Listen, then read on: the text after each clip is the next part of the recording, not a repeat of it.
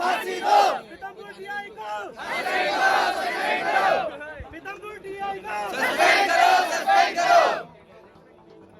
मध्य प्रदेश की औद्योगिक नगरी पीथमपुर में पैसे और पावर के नशे में मदहोश कामगार मजदूर कांग्रेस नेता आशिक पटेल ने अपने साथियों की मदद से रुपेश नामक युवक की गला घोटकर हत्या कर दी और उसकी लाश को अपने घर के पीछे गाड़ दिया।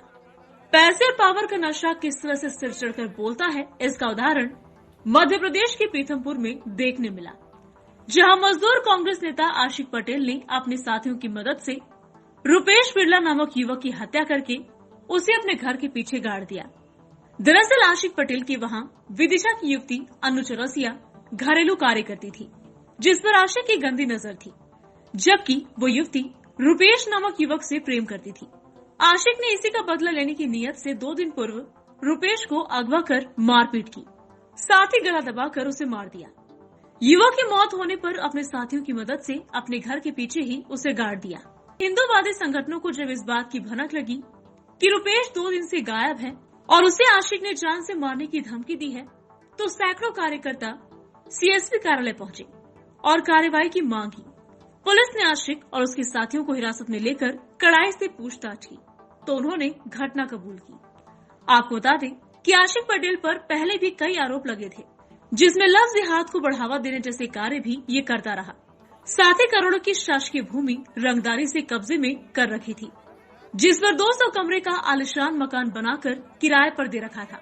इस घटना के बाद प्रशासन और नगर प्रशासन की नींद खुली और प्रशासन ने बुलडोजर की मदद से देर रात तक कार्रवाई करते हुए आशिक के मकान और चाल उन्हें जमींदोज कर दिया। हिंदू संगठनों का आरोप है कि आशिक पटेल ठेकेदारी की आड़ में लफ्ज़ जिहाद जैसे संगीन जुर्म को करवाता रहा। जरूरतमंद हिंदू युवतियों को मुस्लिम लड़कों के साथ संपर्क बनवाकर उन्हें प्रदेश के बाहर भिजवा चुका है। गुस्साए लोगों ने 1 घंटे हाईवे जाम रखा और हत्यारे की फांसी की मांग करते रहे।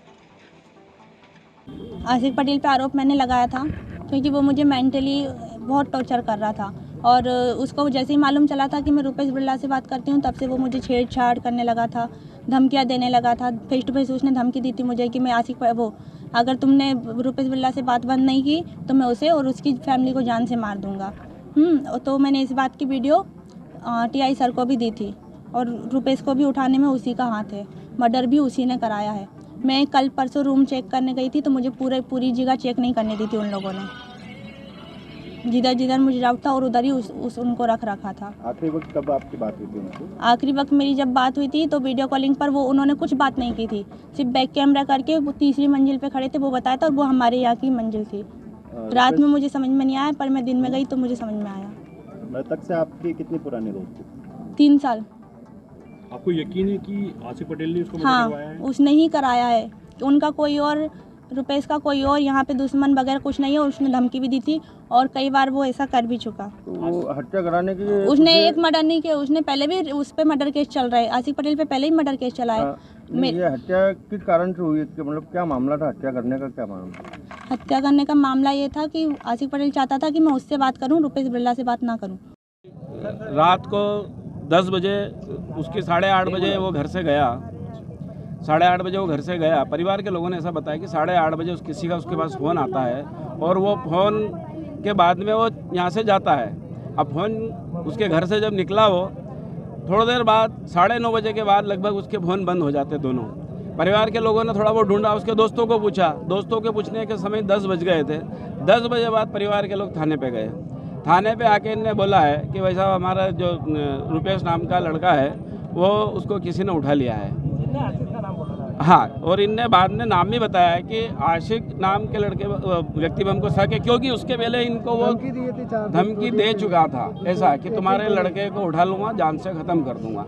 इनने आके संदेह व्यक्त उन पर करा, इनने गुमशुदगी की रिपोर्ट दर्ज कर ली, वापस भेज दिया। सुबह ये लोग फिर आए, फिर इनको बोला आप उधर बैठिए, हम कार्रवाई करते हैं। फिर उसको इनने बुलाया, वो 11 बजे यहाँ थाने में था। जब हम लोग यहाँ आए 11:30 बजे वो थाने में था। थाने में TI साहब से बात कर रहा था, लेकिन तब तक भी उस पर कोई कार्रवाई नहीं। इन पे वो बोल रहे थे कि यार कहीं पैसे का लेन देन तो नहीं है, आपके लड़के ने कहीं कर्ज तो नहीं ले रखा है, कहीं कर्ज पे तो वो जान लेकर नहीं मर गया है। इस तरीके की हरकतें यहाँ पे पूछताछ में इस तरीके से कर रहे थे। 4 बजे तक 3 बजे तक 4 बजे तक वो यहीं पे थाने के अंदर था, लेकिन उस पर अपहरण का या इस तरीके के उस बोल रहे थे कि यार अभी हमने सर्विलांस पे नंबर डाला है, आज जियो का वो नेटवर्क बंद है, सर्विलांस हो नहीं रहा। उसके मोबाइल फ़ोनों में जमाने के वीडियो, जमाने के जो कत्ल है, चोरों का जो संरक्षण, चोरी की वारदातें हैं, ये सारी सब चीज़ जानकारी में है।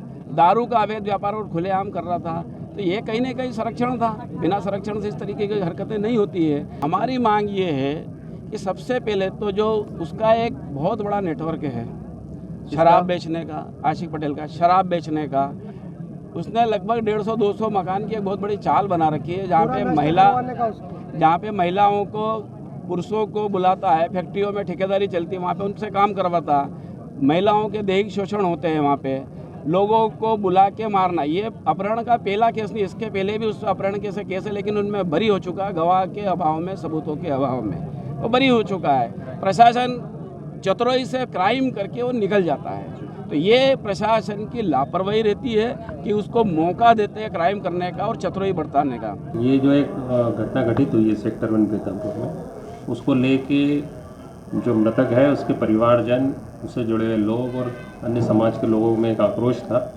उसके लोग सबने मिल के एक ज्ञापन दिया है। उन लोगों की ये अपेक्षा है कि इसमें सख्त सा कार्रवाई हो और आरोपियों को कड़ी से कड़ी सज़ा दी जाए, फांसी की सज़ा दें, इस तरह के उनके थे। और जो दोषी व्यक्ति है या आरोपी है, उनकी चल अचल संपत्ति और अवैध अतिक्रमणों पर कार्रवाई, इस तरह के और कुछ मुद्दे वो सुरक्षा से जुड़े थे। इन मुद्दों को जायज़ मुद्दे थे। उसमें पुलिस के द्वारा उनको आश्वस्त किया है कि पुलिस उच्च गुणवत्ता के अनुसंधान के साथ में उसमें बहुत ही त्वरित रूप से कार्रवाई करेगी और दोषी कोई भी हो जिसे नहीं बख्शा जाएगा। और उसके अवैध अतिक्रमण या उससे जुड़े अन्य इश्यूज़ हैं, उसके ऊपर भी सख्ती के साथ पुलिस और प्रशासन मिलकर करते हैं। सर, और आरोपियों के नाम बनाने की भी बात कही गई। उन्होंने 1-2 नाम और बताया कि इनका भी उसके अंदर संलिप्तता है, तो उन दोनों के ऊपर भी वर्क कर रहे हैं और जल्दी अगर उसमें सारे साक्ष्यों के साथ में कार्रवाई करेंगे। पुलिस पर भी गंभीर लापरवाही के आरोप परिजनों के द्वारा लगाए गए। कुछ इश्यूज़ हैं जिसमें उन्होंने पुलिस के बारे में बताया है, उनको आश्वस्त किया है कि उनके सारे मुद्दों के ऊपर पुलिस बहुत ही बारीकी से जाँच करके सारी चीज़ों को क्लियर करेगी और निष्पक्षता के साथ में जो भी चीज़ें होगी उस पर कार्रवाई।